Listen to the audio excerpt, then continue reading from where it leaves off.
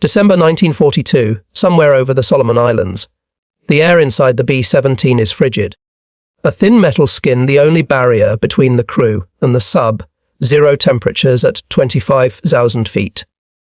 The roar of the four Wright Cyclone engines is a constant, deafening presence, a vibration that gets into your bones and stays there. 19-year-old waist gunner Eddie Kowalski stands, braced in the plexiglass and aluminum frame, his hands encased in thick, electrically heated gloves, gripping the spade handles of the Browning M2 50 caliber machine gun. The gun is vibrating with a life of its own, a jackhammer rhythm that matches the pounding in his chest. Outside, the world is a brilliant, painful blue, the sun glaring off endless miles of white cloud tops far below. Then, a speck, a dot that grows with impossible speed. A Japanese Zero, sleek and deadly, slides into view at his 10 o'clock, maybe 300 yards out. It's moving left to right, a perfect crossing shot, sliding across his field of vision like a dark, malevolent dart. Its speed is mesmerizing, terrifying. Eddie's training, all those hours on the range in Texas, screams one thing. He does exactly what every instinct in his body tells him to do. He puts the glowing pipper of his reflector sight directly on the enemy plane's fuselage, just behind the cockpit, and squeezes the trigger. The gun erupts, a deafening, percussive BRRR ape that shakes his entire world. 50 rounds scream out in a 3-second burst. Tracer fire, 1 in every 5 rounds, arcs through the air, a lazy-looking stream of red that belies the violence of the projectiles. Eddie watches, his breath frozen in his lungs, as every single one of those tracers passes harmlessly behind the Zero's tail. The Japanese pilot doesn't even twitch, doesn't take evasive action. He just keeps flying, completely untouched, while Eddie's ammunition counter spins down toward empty. A wave of cold despair washes over him, colder than the thin air whistling through the gun port. He'd missed. Completely. This wasn't Eddie's failure. This same scene, this exact moment of terrifying ineffectiveness, played out thousands of times across every theater of World War II during those early years. American gunners, well trained, motivated, equipped with the finest machine guns ever manufactured, were missing. Not occasionally, constantly. The Army Air Forces, baffled and alarmed by the dismal performance, conducted a secret study in early 1943, analyzing thousands of feet of gun camera footage from bomber missions over Europe and the Pacific. The results were catastrophic. These highly trained aerial gunners were achieving hit rates below 4% against crossing targets. 4%. That meant for every 100 rounds fired at an enemy aircraft moving perpendicular to the gunner's position, 96 bullets were hitting nothing but empty air. The mathematics were brutal, a simple equation of death. A typical engagement might last 8 to 12 seconds before the enemy fighter broke off or moved out of range. The Browning M2 fired roughly 800 rounds per minute, about 13 rounds per second. In a 10-second engagement, a gunner could theoretically put 130 rounds into the air. With a 4% hit rate, that meant 5 bullets might actually strike the target. 5 hits from a 50 caliber round were not enough to down a nimble Zero, let alone a rugged German aircraft like the Fock, Wolf 190. German and Japanese fighters could absorb dozens of 50 caliber rounds and keep flying. The human cost of this failure was staggering. In 1943 alone, the 8th Air Force flying over Europe lost 188 bombers per month on average. Each B-17 carried 10 men. That's 1,880 aircrewmen killed, captured, or missing every 30 days. A significant percentage of those losses came from bomber formations that simply could not effectively defend themselves against determined fighter attacks. The gunners were doing everything right according to their training. They were tracking the target, maintaining sight picture, controlling their bursts. The problem wasn't their courage or their commitment. The problem was physics. And physics didn't care about bravery. Every gunner, from the greenest private to the most seasoned sergeant, instinctively aimed directly at what they could see. It made perfect, logical sense. You point at the thing you want to hit. You pull the trigger. The thing gets hit. That logic works perfectly fine when you're shooting at a stationary target on a rifle range, or even when you're hunting a deer that's moving at 20 miles per hour. But enemy fighters weren't deer. They were crossing the gunner's field of view at speeds exceeding 300 miles per hour. Some of the late war models like the German Me-262 jet could hit 540. At those velocities, the time it took for a bullet to travel from the gun muzzle to the target's position meant the target wasn't there anymore by the time the bullet arrived. The bullet itself moved fast, roughly 2,900 feet per second, leaving the barrel of a Browning M2. That sounds instantaneous, and at short ranges against slow targets, it effectively was. But in aerial combat, short range meant 200 to 400 yards, and the targets were screaming through the sky at speeds that would have seemed impossible just 20 years earlier. A Zero flying at 300 miles per hour covered 440 feet every single second. Do the math on a 300-yard shot. That's 900 feet. At 2,900 feet per second, the bullet needed roughly 0.31 seconds to cover that distance. It doesn't sound like much, does it? A fraction of a heartbeat. But in those 0.31 seconds, that zero moved another 136 feet forward. 11 car lengths. The gunner aimed at where the aircraft was, but the bullet arrived at where the aircraft had been a third of a second ago, passing through empty air while the enemy fighter continued its attack run completely unscathed. This phenomenon had a name, a term known to military scientists, but utterly foreign to the men in the bombers. Deflection error. Military theorists had understood it in theory long before World War II. But understanding something in a classroom and solving it in the chaos of combat were entirely different problems. The deflection required wasn't some minor adjustment. It was massive and deeply counterintuitive. Against a target crossing at a 90-degree angle at 300 yards distance, a gunner needed to aim approximately 15 to 20 feet ahead of the aircraft's nose. That meant putting your crosshairs on what looked like completely empty sky, trusting that the target would fly into your stream of bullets. Every human instinct, every fiber of a gunner's being, screamed against it. Gunnery instructors had tried teaching deflection shooting during training, but the results were dismal. The Army Air Force's Flexible Gunnery School at Laredo, Texas, put students through rigorous programs starting in 1942. Trainees spent hours in turret simulators, shot at towed targets from moving trucks, studied diagrams showing proper lead angles. None of it translated effectively to real combat. The problem was complexity. Deflection wasn't a single calculation. It changed constantly depending on target speed, target angle, range, altitude, whether the target was climbing or diving, whether your own aircraft was turning or bouncing through turbulence. A B-17 ball turret gunner, engaging a Bf-109 making a frontal attack, needed a different deflection than the same gunner engaging the same aircraft during a beam attack from the side. And he had maybe 4 seconds to process all those variables while cannon shells ripped through the air around him, while his aircraft bucked through flak bursts, while his oxygen mask fogged up at 25,000 feet. The psychological barrier was just as deadly as the technical one. Gunners who survived their first few missions and tried implementing deflection shooting often abandoned it after apparent failures.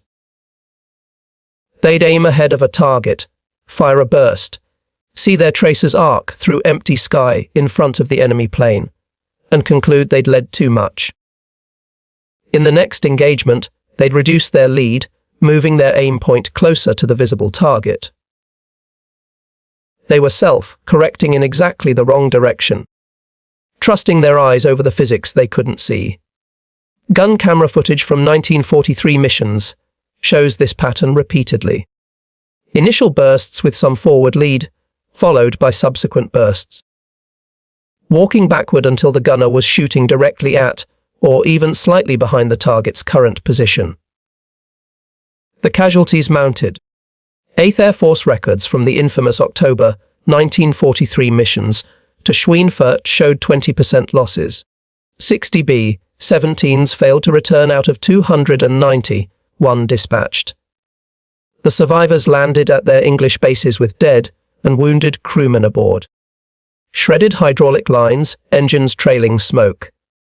In the debriefings, the gunners reported the same frustration, a broken record of despair. They'd been shooting. Their guns had been working, but their bullets just hadn't been connecting. Something fundamental had to change.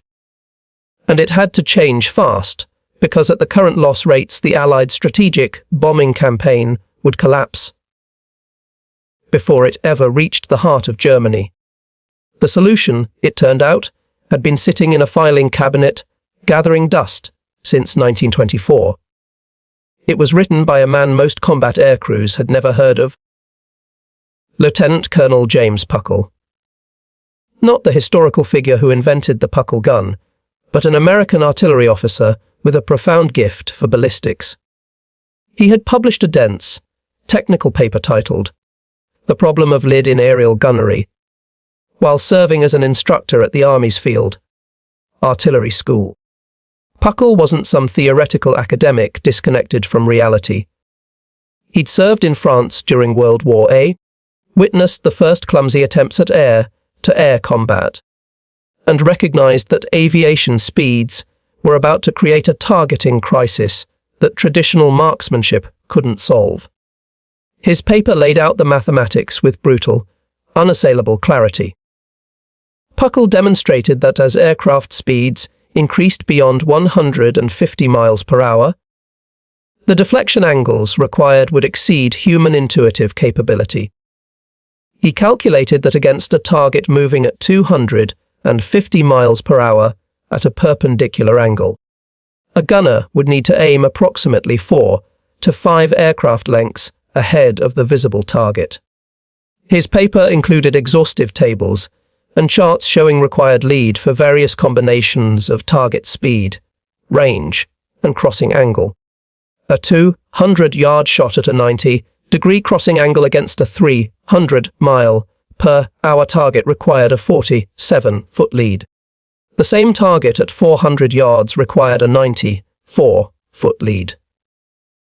The numbers were staggering, and Puckle's conclusion was even more disturbing.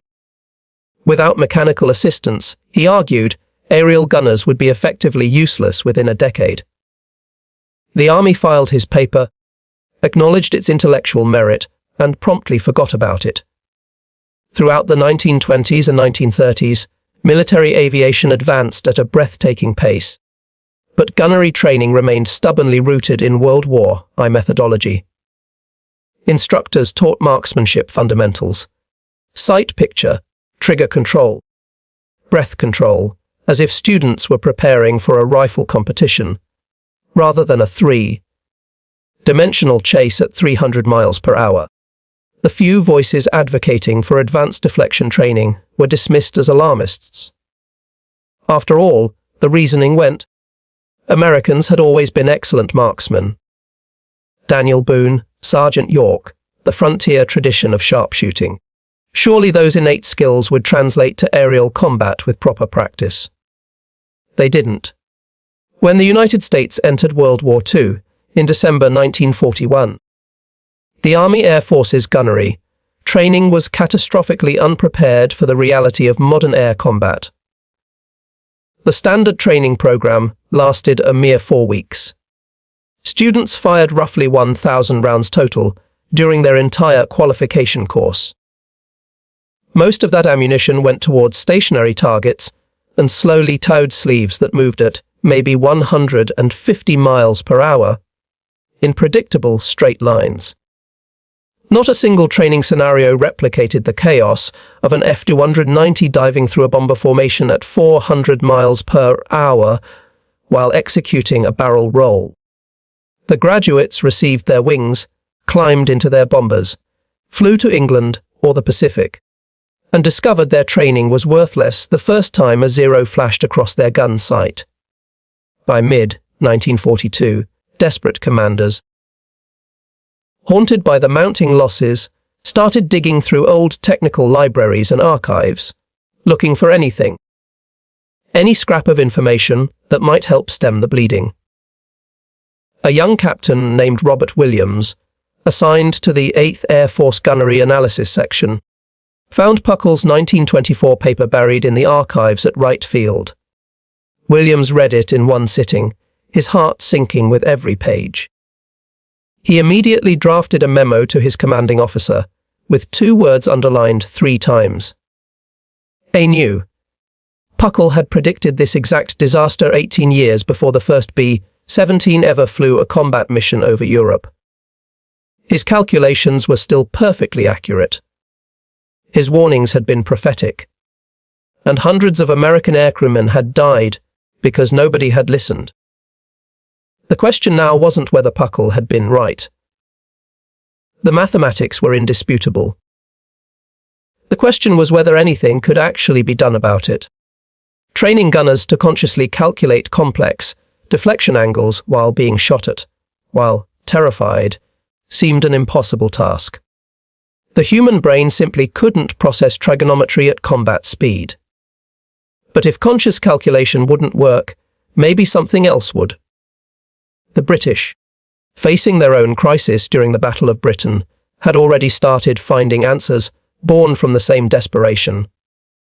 RAF Squadron 609, flying Spitfires out of Middle Wallop, faced a gunnery crisis that mirrored what American bombers would encounter 2 years later. Their pilots were brave. Their aircraft were magnificent. But they were missing. Flight Lieutenant John Dundas reviewed gun camera footage from July engagements and discovered his squadron's hit rate against crossing Messerschmitt Bf-109s was hovering around 6%. 6 shots connecting out of every 100 fired. The Spitfire carried enough ammunition for roughly 16 seconds of sustained fire. Pilots were burning through their entire combat load and watching German fighters fly home untouched.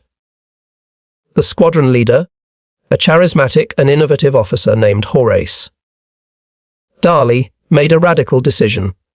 He grounded his entire unit for 3 days in early August 1940.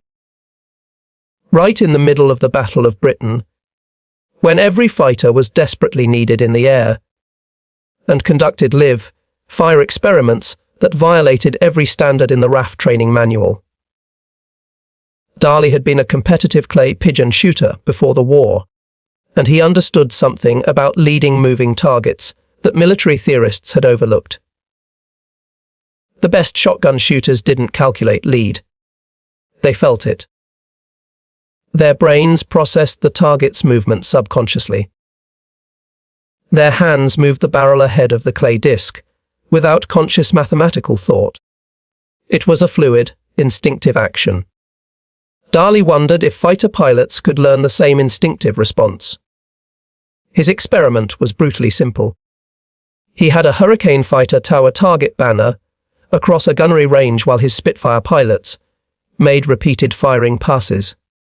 But instead of the standard approach, pilots aiming carefully, trying to calculate the precise lead angle, Darley instructed them to do something that sounded insane. Don't aim at all, he told them. Instead, watch the target's movement. Let your eyes track its path and start firing while your aircraft is still turning to follow. Let the deflection happen naturally through the motion of your turn, rather than trying to consciously create it with aiming adjustments.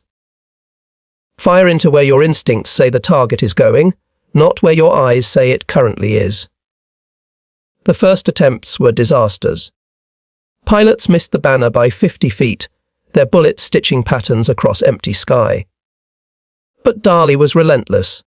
He made them repeat the exercise again and again. 40 passes each over 3 days. No lectures about ballistics, no trigonometry, no tables of deflection angles. Just repetition with one simple, constant instruction. Fire while you're still moving, not after you've steadied on target. By the third day, something remarkable happened. The pilots' hit rates began climbing. Not dramatically, but measurably. They went from 6% to maybe 12%.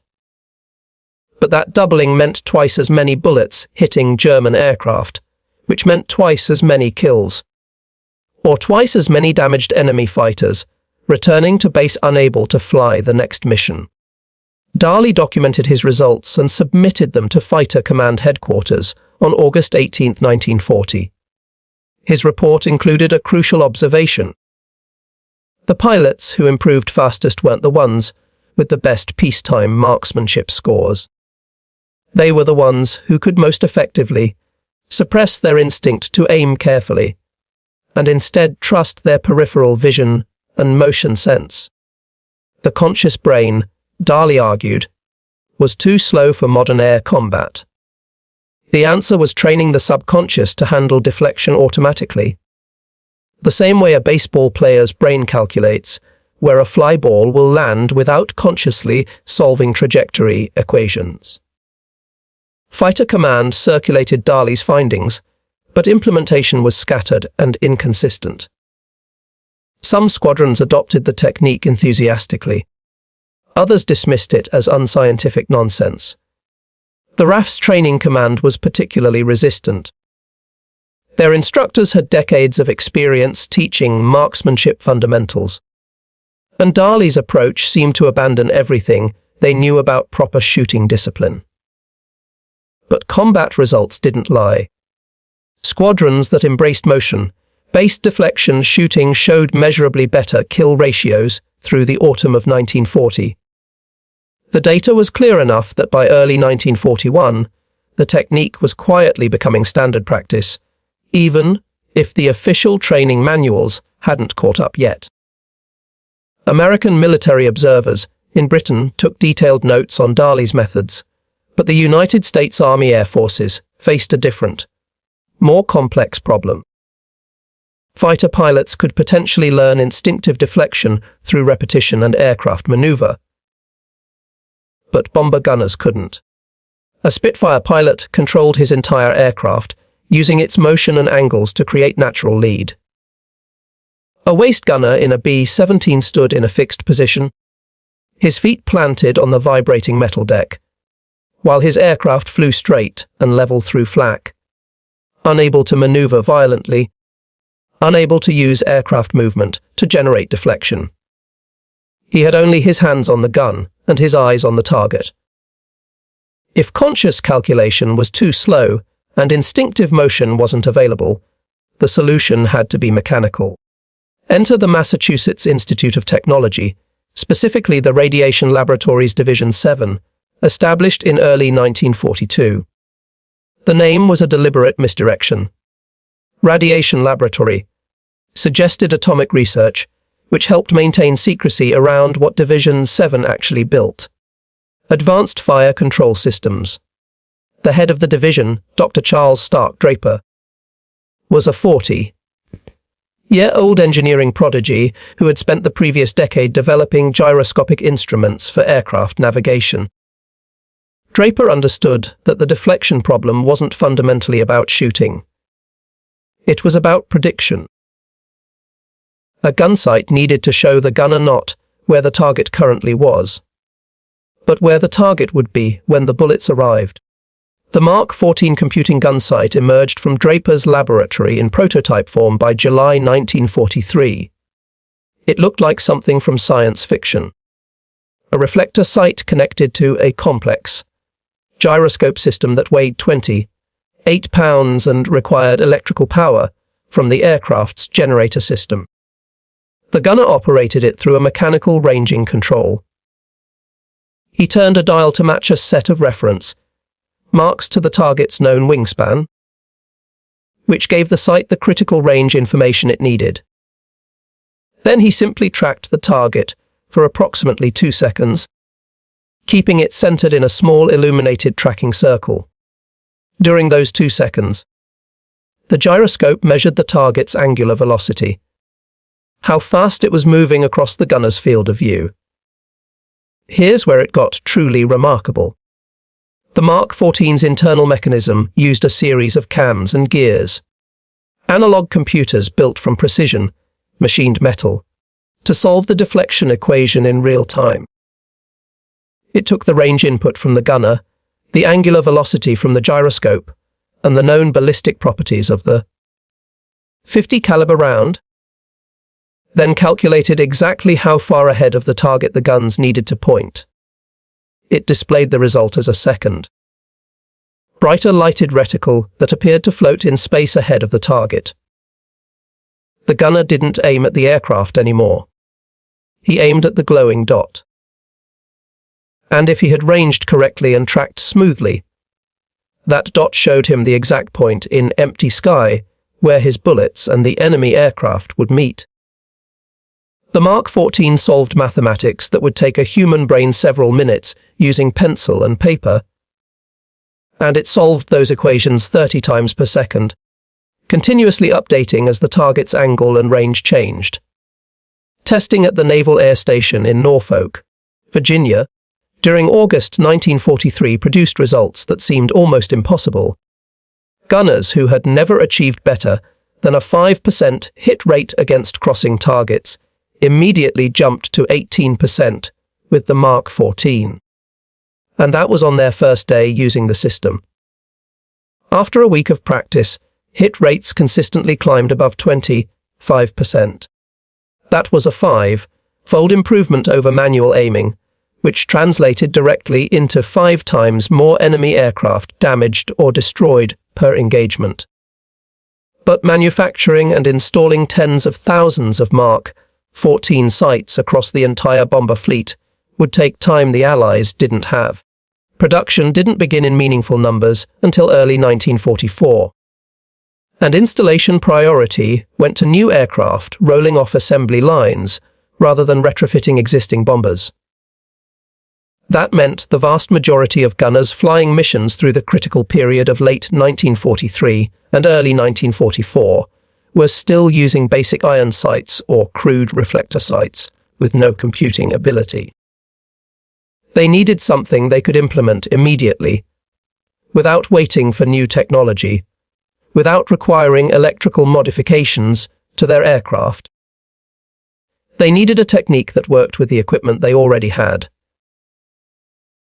The breakthrough came not from engineers or scientists, but from combat gunners themselves, specifically from the Pacific Theater, where engagement distances and visibility were often better than over cloud-covered Europe.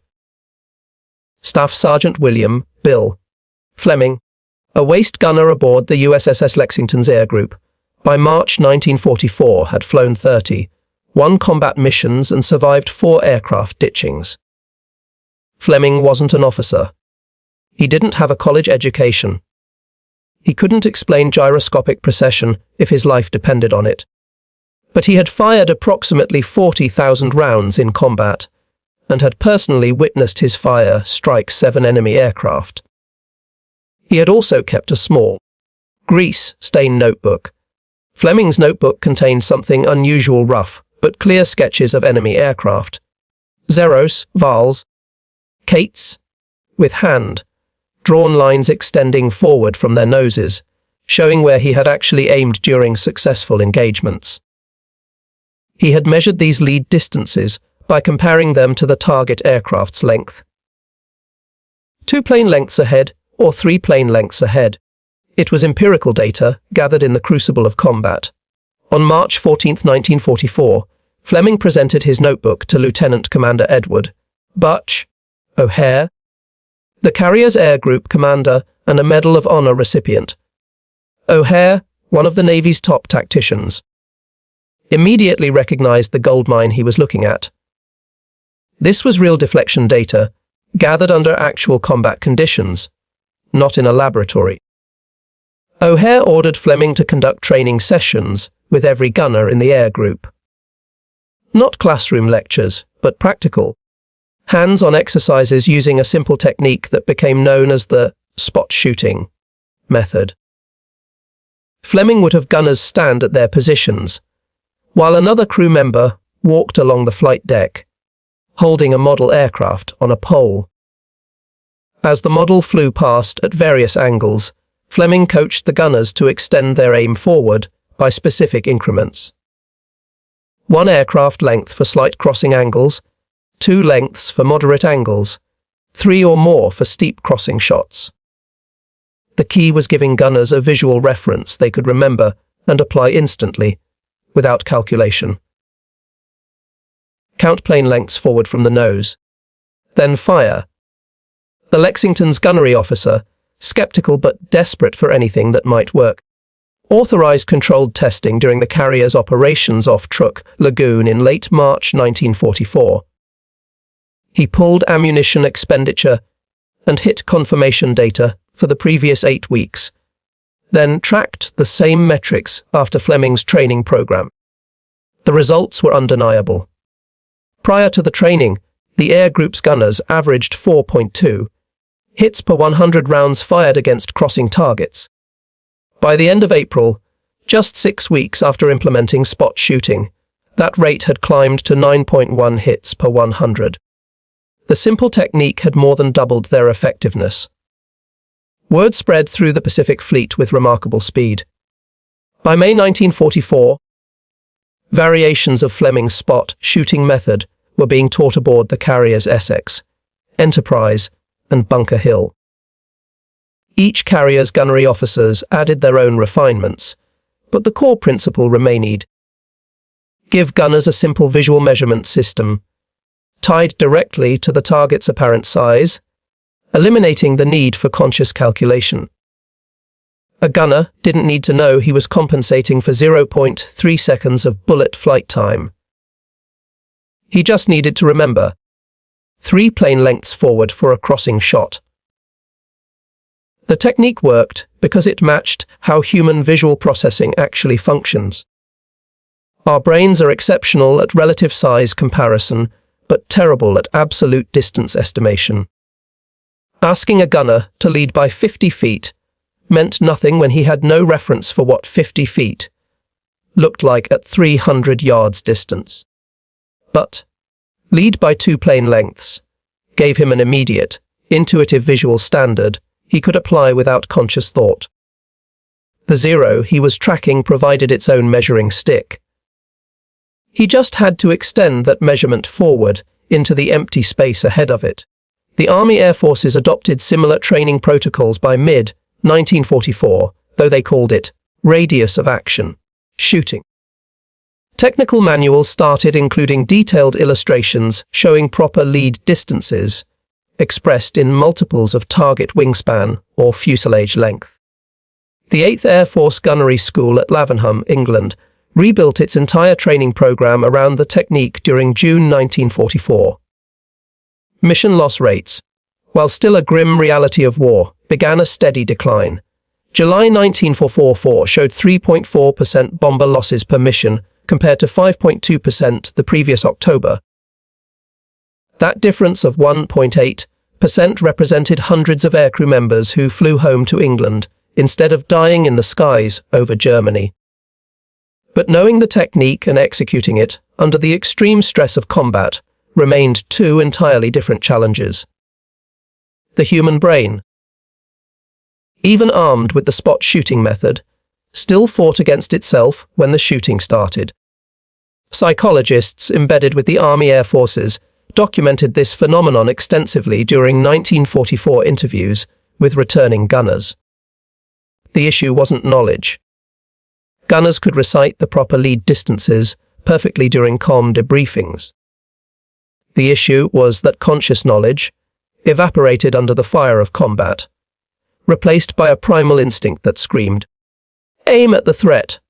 Captain Harold Clean, an Army psychologist stationed at Bovingdon, studied this response through meticulous analysis of gun camera footage paired with post-mission interviews. He identified a pattern he termed threat fixation collapse. Gunners would start an engagement using proper deflection, but as the enemy fighter closed and the perceived danger intensified, their aim point would progressively drift backward until they were shooting directly at, or even slightly behind, the target. Klein's data showed this collapse happened fastest during head-on attacks, where the closing speed between bomber and fighter exceeded 500 miles per hour, and the gunner had perhaps 2 seconds before the enemy opened fire. Under that extreme life or death stress, rational technique dissolved into pure, panicked reaction point at the scary thing, pull the trigger. The only solution was repetition so extensive, so deeply ingrained, that deflection shooting bypassed conscious thought entirely, embedding itself at the same neurological level as walking or catching a thrown ball. This required training time the military couldn't afford in 1942 and 1943.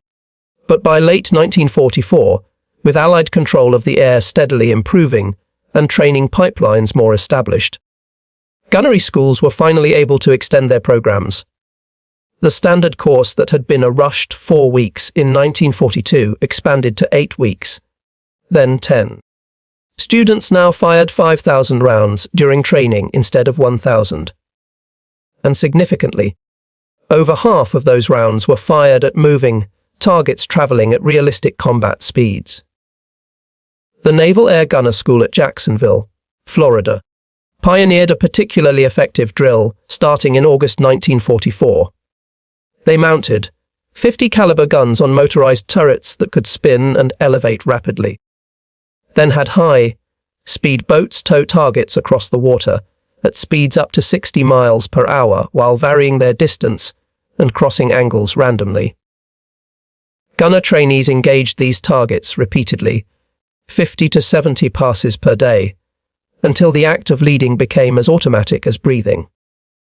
Instructors didn't correct students verbally during the drills. They simply had them shoot, check their hit pattern on the target, adjust, and shoot again. The subconscious mind learned through immediate feedback loops far faster than the conscious mind could learn through theoretical instruction. The elite gunners who survived 30 or more missions demonstrated something remarkable in combat footage analysis. Their deflection aim points remained stable and correct even under the most intense stress. When an FW-190 came screaming through the formation with 20 Nemesis cannon fire flashing from its wings, these experienced gunners maintained their lead automatically. Their conscious minds could be terrified. Many later admitted to being absolutely convinced they were about to die during certain engagements. But their hands, their eyes, and their trained reflexes kept the proper sight picture anyway. They had achieved what martial artists call mushin, or no mind, the state where correct technique happens without conscious direction. But that level of unconscious proficiency took time and ammunition that most gunners never received. The mathematics of wartime training were brutal. If creating an expert deflection shooter required 5,000 practice rounds and 10 weeks of intensive training, but the bomber offensive needed 50,000 new gunners in the next 6 months, compromises were inevitable. The majority of gunners flying combat missions never achieved true unconscious competence. They remained perpetually in the conscious competence stage. Capable of proper deflection, shooting when conditions allowed them a moment to think, but vulnerable to collapse under extreme stress or when facing unexpected tactical situations. This created a strange and deadly stratification in combat effectiveness. A bomber formation's defensive firepower wasn't uniform. It depended heavily on which specific gunners were in which specific positions on which specific aircraft. a formation that happened to include several veterans with deep, ingrained training could fight off attacks that would devastate a formation of newer, less experienced crews. German fighter pilots, sharp and adaptive, learned to identify and exploit this weakness. They would target bombers that showed hesitant or inaccurate fire during initial passes, deliberately avoiding formations where the defensive fire was immediate, heavy, and precisely placed. The deflection shooting revolution that began with British experiments and American desperation didn't end when World War II concluded in 1945. The core principle, that you must aim where the target will be, not where it is, became foundational to every advanced weapon system developed afterward. The Mark 14 computing gun sight evolved into the Mark 18, which served through the Korean War, and then into increasingly sophisticated digital fire control computers that could process dozens of variables simultaneously. By the Vietnam War, fighter aircraft carried radar, assisted gun systems that calculated deflection automatically, requiring pilots only to keep the target within acquisition parameters. The F-4 Phantom's lead computing optical sight system, ALCOS, did in microseconds what had taken Dr. Draper's mechanical gyroscopes significant fractions of a second. Modern air-to-air combat has largely moved beyond guns entirely. Missiles handle interception at ranges where deflection would require leading by miles rather than feet. But the underlying physics hasn't changed, only the implementation. An AIM-120 AMRAAM missile uses inertial guidance and active radar to continuously update its trajectory toward where its target will be, executing deflection calculations thousands of times per second.